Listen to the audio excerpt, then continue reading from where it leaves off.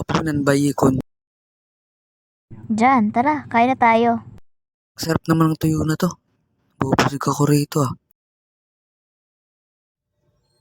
Magandang gabi mga kababayan at nagbabalik na naman ang Radyo 819 DZAR. Mag-iingat po tayo mga kababayan dahil madami na ang namamatay ngayon dahil sa pay to kill. Nangyayari lang daw ang insidente sa gabi kaya pinag-iingat po ang lahat.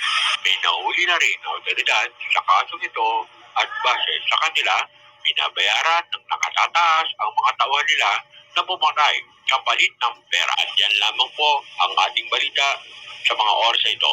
Salamat po. Ma, alis na po ako. Magbebenta na po ako ng balot. Balot.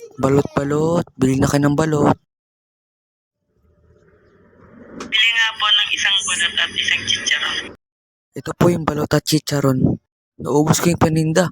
Matutuwa na ito si nanay. Makauwi na nga. Sarado yung gate. Hanapin ko nga yung susi. Anong ginagawa mo dito? Buti nakalabas na ako. Nakakatakot yung matandang yun. Hindi na ako babalik dun. Maraming salamat nga pala kay Ate Judy sa pagsama sa atin sa ating animation. At comment kayo sa part 2 nito. Mayroon pa tong part 2. Maraming salamat sa suporta. Bye!